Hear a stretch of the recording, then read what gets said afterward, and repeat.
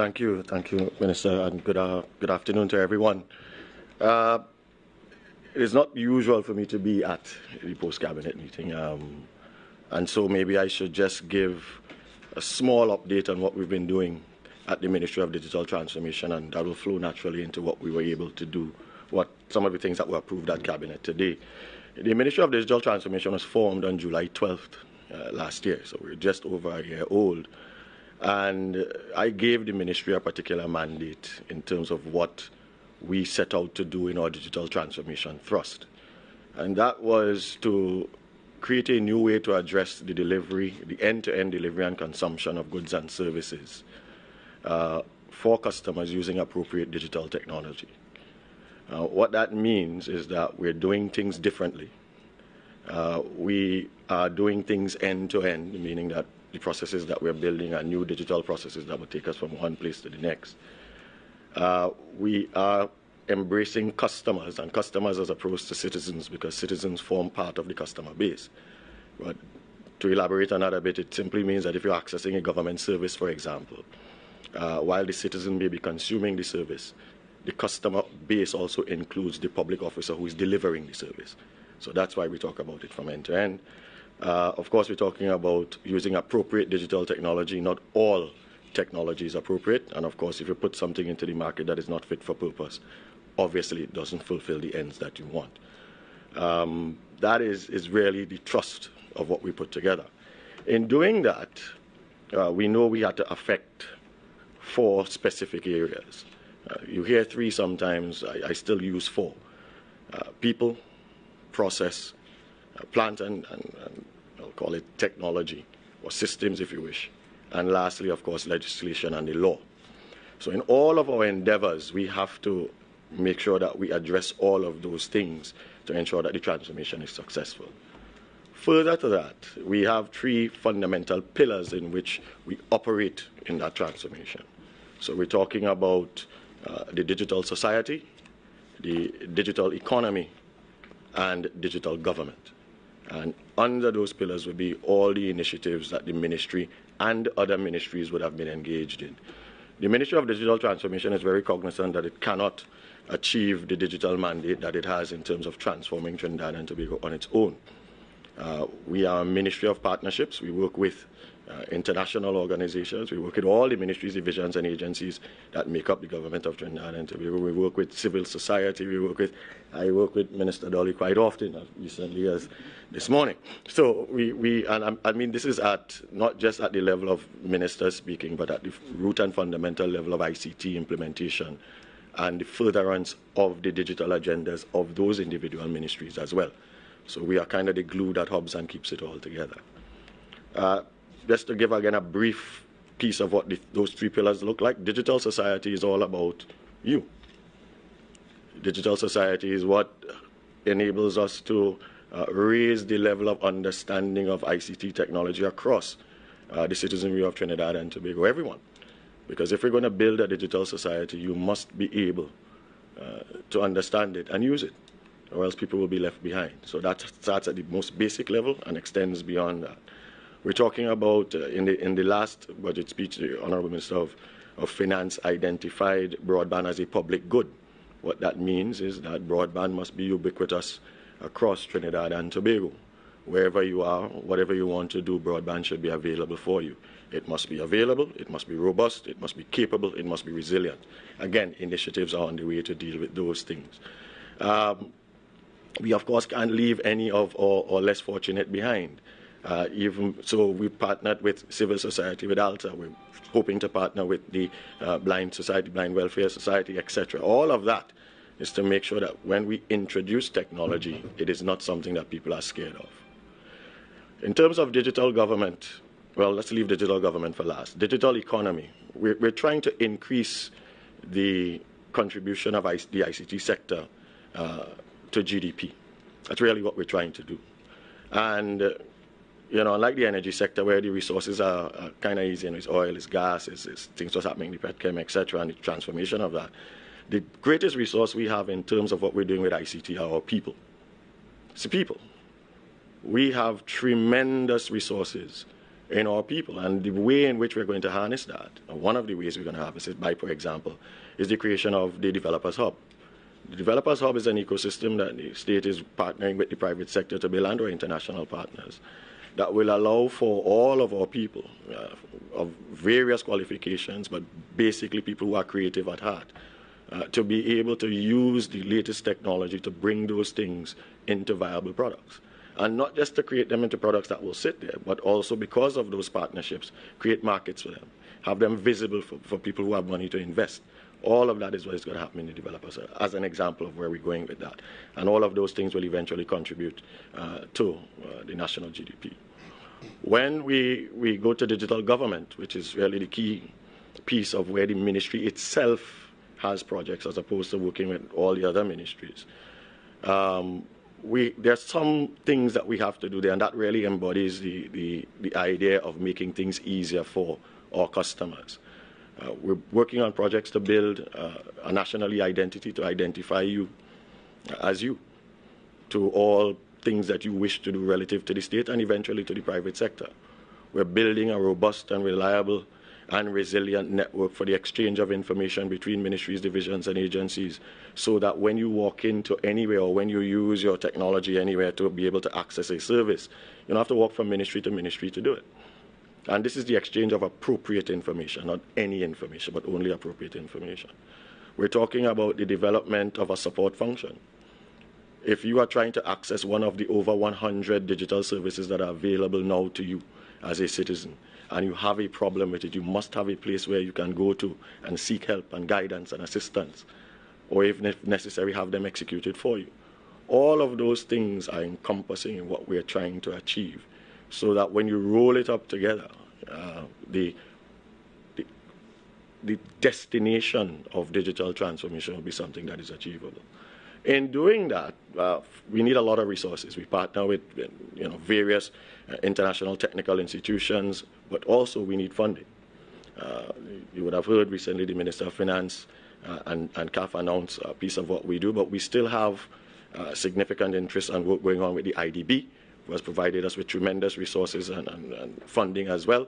We're working with the Caribbean Development Bank. We're working with the International Telecommunications Union, the Caribbean Telecommunications Union, and of course the Commonwealth Telecommunications Organization. So at Cabinet, I got I was good to have some approvals relative to some travel that the technical teams associated with the Ministry of Digital Transformation will be embarking with. Really, there are 4 key meetings and initiatives, meetings, initiatives, conferences that we have to attend within basically the next 2 months. The first of which is a meeting, first of its kind, arranged by the Commonwealth Telecommunications Organization of Commonwealth technical ministers like myself and portfolios of that type, to discuss urgent matters that are affecting the Commonwealth region. And believe it or not, the first thing on the agenda is ubiquitous broadband across the region, basically broadband for all. So we are going to sit together in London for a couple of days and thrash through all of the things coming from individual members of the Commonwealth as to what issues we're having. And you'll be surprised to see from the preliminary information we have that actually the issues are very common. And how are we going to approach that as a Commonwealth, and where we are going to go with that? What does that redound to? Well, what we'll get out of that really specifically is the fact that we will now be able to have and draw upon a larger pool of resources in terms of not just financing is one thing, but really and truly drawing upon a pool of technical resources, drawing upon a pool of best practices, drawing upon a pool of people who are like-minded and thinking and of similar purpose to be able to achieve or work towards the achievement of that. Second meeting is really deals with the ITU. It's their plenipot meeting. It's the first meeting that they're going to have in person for some time. This meeting is every 4 years. And many of the significant posts in the ITU up for renewal at that meeting. It is interesting that there is a pre-meeting of ministers of that to discuss very much the issues that surround what is happening across all the member states of the ITU, and that would be just over 100 of them. There are 14 member states, I think, of the Caribbean associated with that. In that forum, just so you understand it, Trinidad and Tobago is one member state with our 1.5, 1.6 billion people. And then you have the United States with its 33 how many billion. And they also have one vote. So you would understand the gravity of where that is and the influence that 14 Caribbean states can have in those things. And so based on the meetings we had yesterday, the Caribbean Union had its meeting yesterday, the CTU, and many of those 14 countries will be represented at that meeting where we can influence the things that are going to happen with the ITU, with the Caribbean as a region. So we'll be at that meeting and I'll be there for the voting, etc., as well as a lot of the, I guess, negotiations that will happen with that. Apart from that also, there is a mission that we're having to Estonia with the organized by the OAS. There are 6 of us that are going to be there. It is being done in English, even though a number of the other participating countries are Spanish-speaking. And the idea behind that also is that you would be well aware that the government of Trinidad and Tobago and the government of Estonia has an MOU established to assist us with significant areas of our ICT. That program is well underway and we're taking full advantage of that. There are significant resources on the ground here and a number of initiatives that involve the private sector and other members of government that have already stepped off in that. It's primarily dealing with our interconnectivity network as well as what we're doing with the e-identity as well. So that mission really is for us to have a very close first-hand look at how this has been really used and utilized within Estonia itself, but more so to meet with all of the major technical companies that form the Estonian cluster, of which we have access to in the build and creation of what we're doing. This also will redound to, because of our relationships with the CTU and the CTO, all of what we learn and what we know will also be now available to the rest of the Caribbean diaspora in terms of what that is. What do we get out of that? Well, very few of the mistakes that Estonia would have made I would expect us to repeat, because we would have, of course, the ability to question them as to where they are, and they will tell you that they have had some issues with what they do. We also get the benefit of speaking to some of the very significant cybersecurity experts in the world working within that region, and you would understand why they have to be very protective because of where they are. They are a landlocked country and adjacent to various types of characters who may want to do them harm. Again, that will work to what we do here. And of course, many of you may not know, but yesterday with the elections that happened at the Caribbean Telecommunications Union, Trinidad and Tobago has been elected as the president's seat for that, which I will occupy, and Grenada now occupies the vice president's seat. So there's lots happening in where we are, and I guess there's a lot more I can tell, but this is really just to give you an idea of what we've done at a very high level and how all of those things are flowing into some of the travel that myself and the team will be embarking on very shortly. Thank you, Simon. Thank you very much, Hassel.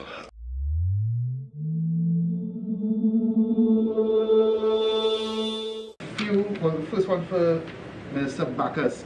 Can you expand on exactly what will be done to actually streamline the end-to-end service, especially in the public, and especially in government public service pages and stuff like that? Sure. Some of the fundamentals of good design for service delivery mean that you have to build things in from the beginning.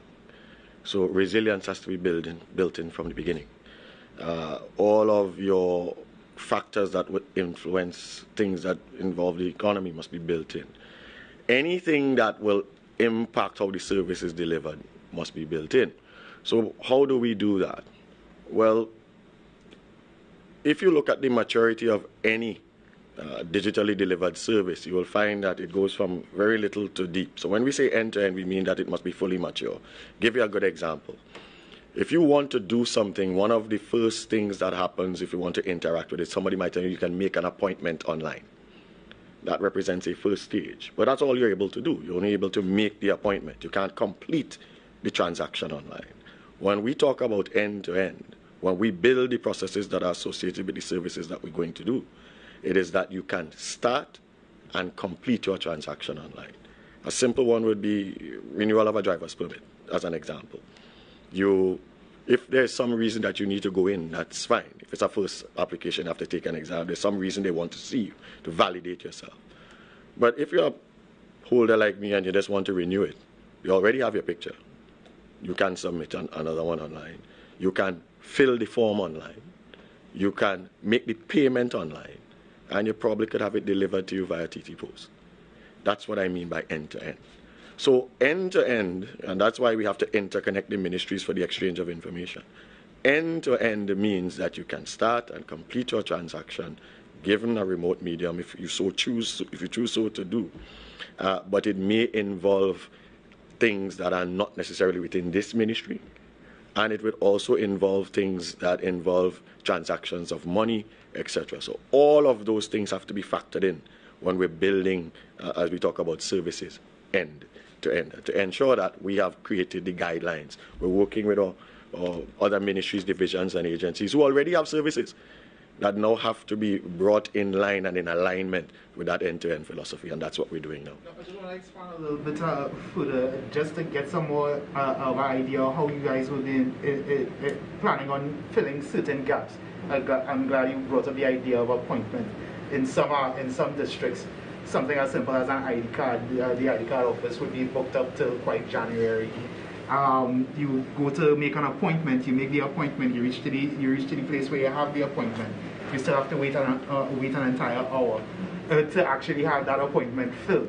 How can you streamline those simple gaps in the first instance? And well, you can tell more about the expansion. So think about it. When I started, I mentioned 4 things: people, process, plant and machinery, and legislation. In any of the things that you're talking about, all 4 of those things come into play.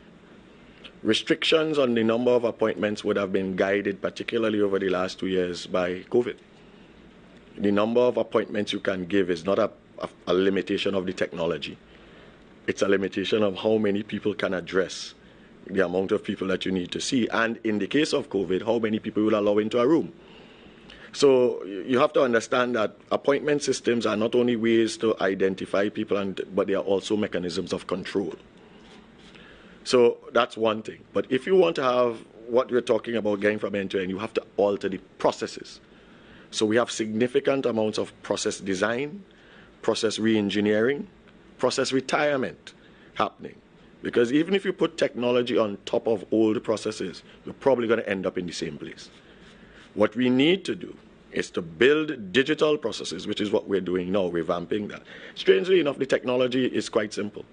The technology is not the difficult part. These things happen all over the world. The thing is, it is the adjustments in the processes and the change management aspect of the people.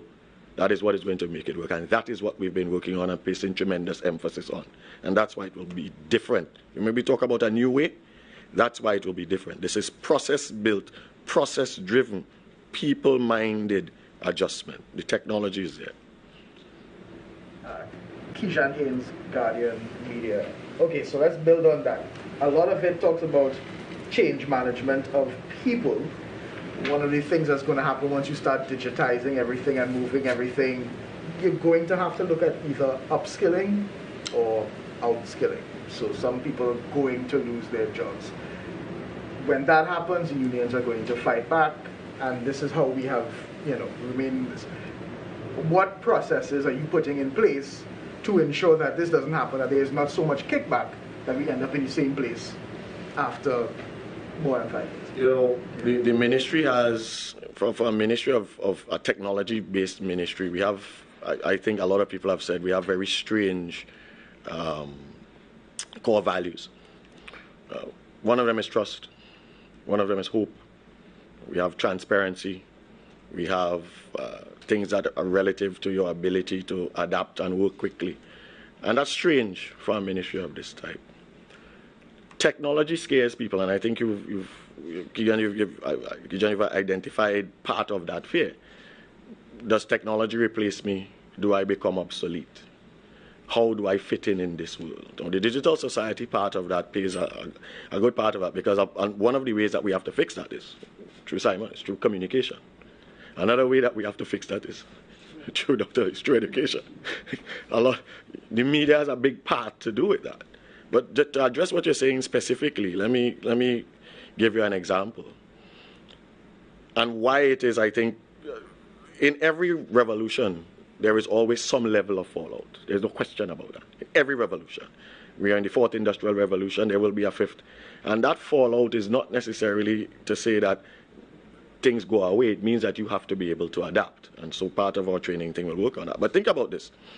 You walk into an office and somebody has a sheet of paper. Obviously, I'm a digital guy, I don't have any paper. But I have a sheet of paper. And what you're doing in that office is that you are going to that office to fill out a form to get something. Let's use an example of a grant. You've gone, you filled out the form, and you give it to someone behind the desk. Their job is to ensure that you've filled out all of the things associated with it, and then file it away or put it for further action. That's a job. One of the things that technology could do is replace that job. Simply says, fill out this form online, do it a different way. So you say, well, that person then becomes obsolete. That is not true. Let me give you an example of what that person now knows. Because they've been doing that for some time, I'm absolutely sure they know every single form that the ministry has for associated with grants.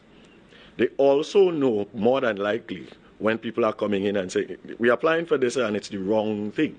Because the government has so many grants, and I will tell you so many, and people sometimes mistake the ministries in which they need to go.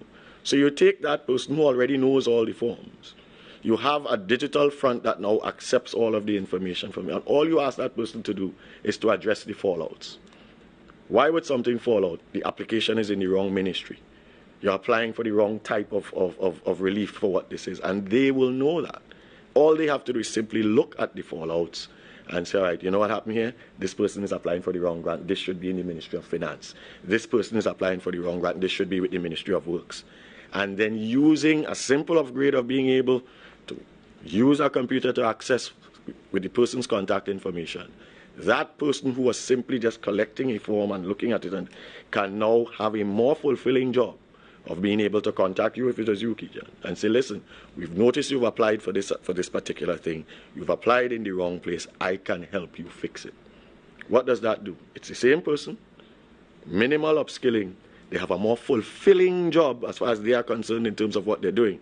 But more than that, the service for which they wanted to access from the state is now being made available for them in a better way. That is the mechanism we want people to start to think of it.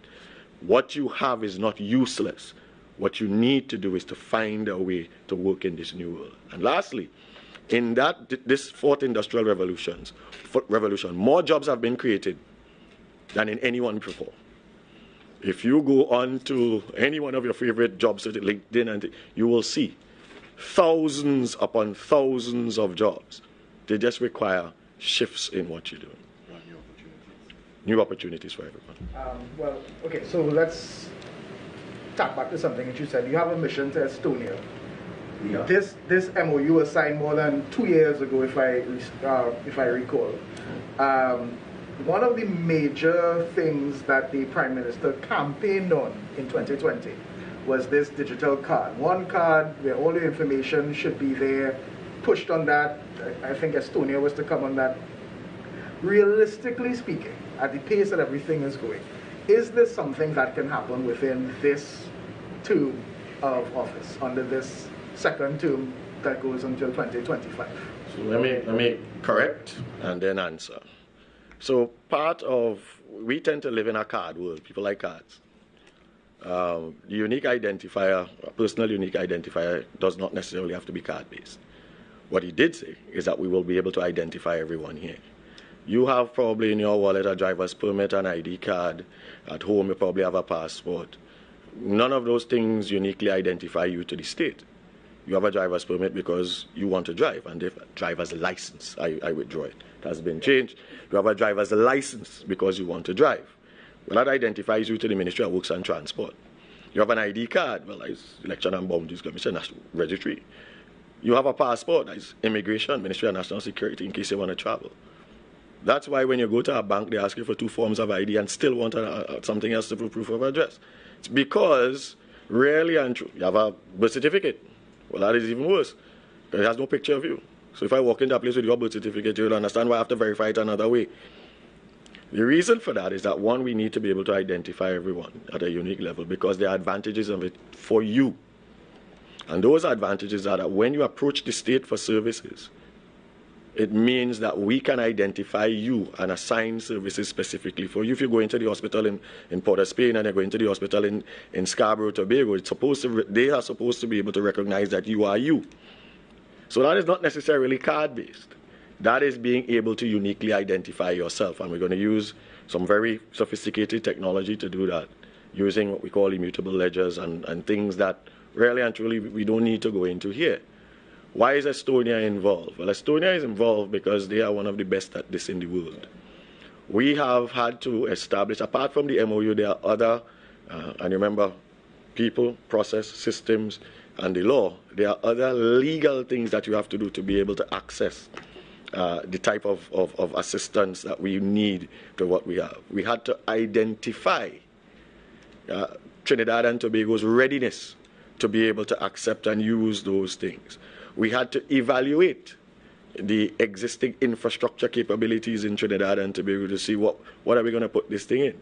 We had to measure the receptivity of people, whether or not they would like to use digital services and whether they are capable of doing so, which is measuring the digital IQ of our citizens. All of that has been happening while we've been negotiating with the government of Estonia, of the major companies, these world-class companies that make up their cluster. Which of those companies are the ones that are going to be working with us on the major things we have? They are already here on the ground. They've completed a significant part of their work. We are getting to the phase where we are going to have a pilot in place. And in that pilot, what are we going to do? Having an identity that says who you are is pretty much useless unless you want to use it for something. So in the use cases that we're going to have, we're going to partner with ministries. Partner with the Ministry of Social Family Services, Social Development. That's a good one. That's a good way for you to be able to identify you as you for grants. Yeah, that's a good place to start. Continue working with places like we're already working with the Licensing Division, Ministry of Works and Transport. So all of those things are dependent on those underlying things I mentioned. That interoperability layer for the exchange of information, the designs are pretty much going on now. We're working with our technical partners on the implementation arms race.